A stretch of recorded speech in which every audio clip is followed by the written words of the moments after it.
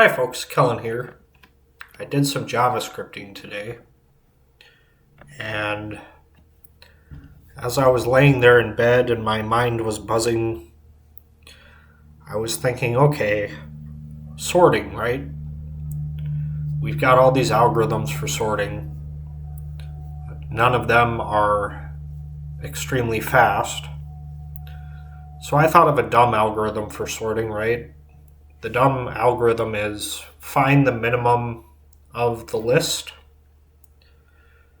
and then add that as the first element of a new list.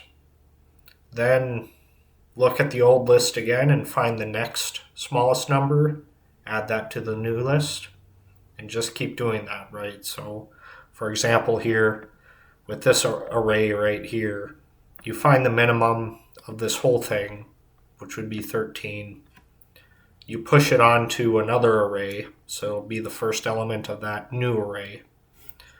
And then you delete this 13 from the old array. So then it's like you're looking at the rest of the numbers and you're finding the next smallest number, which would be 18. So yeah, here's my code for doing that. Right here I have a function called minsort. It takes in an unsorted array.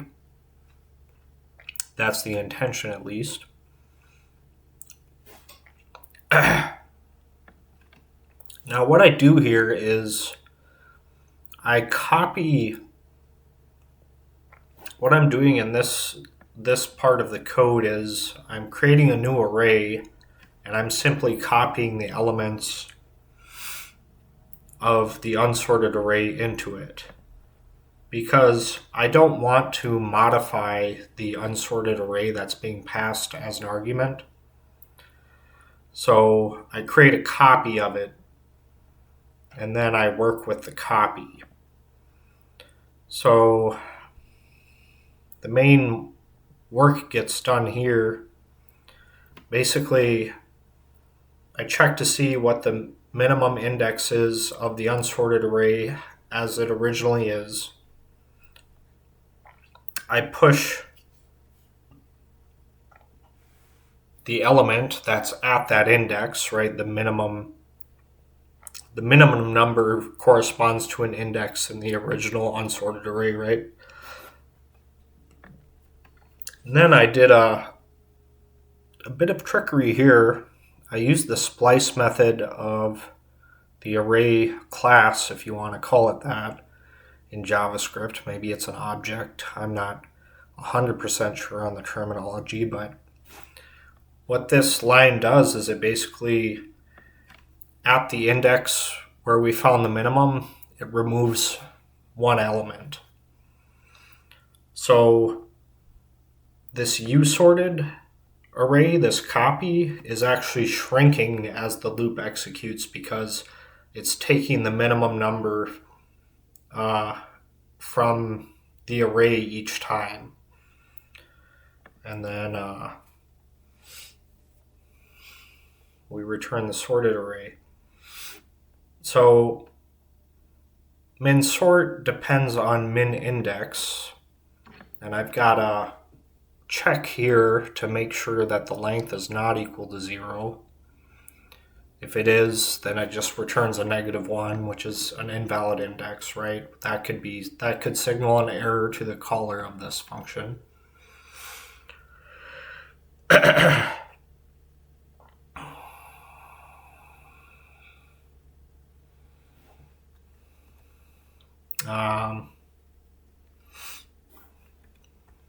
So what this does is I set up a minimum index. I just assume that the element in the first slot is going to be the minimum, right? We're just temporarily, that's the case. And then I set the minimum equal to the first element of the unsorted array. We go through looping through the unsorted array. We're looking for anything less than the minimum that we've established already. And if there is such a minimum, then minimum gets overwritten with that value. And then the index I, the index we're currently looking at, gets assigned to min index, right? And then after all this looping is done, I return min index. So these two functions, they work together. And if I were to try and analyze the time complexity of this algorithm, I think it would be big O of n squared, maybe.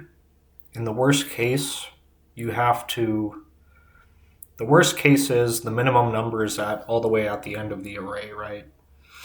So that takes you n time. You have to go through n numbers to check. And then the second pass through, you're going through n minus 1 numbers, n minus 2, n minus 3, yada, yada, yada. I think there's like a formula for,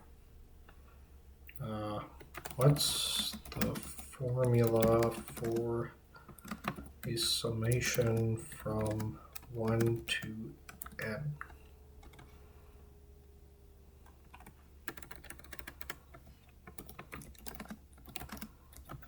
What's the equation for getting the value of a summation from 1 to n? Let's see what Copilot says here.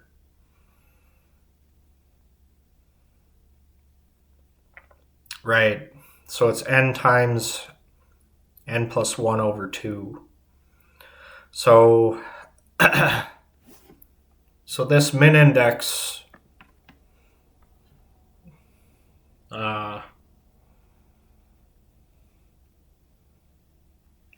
is ran n times n plus 1 over 2 times.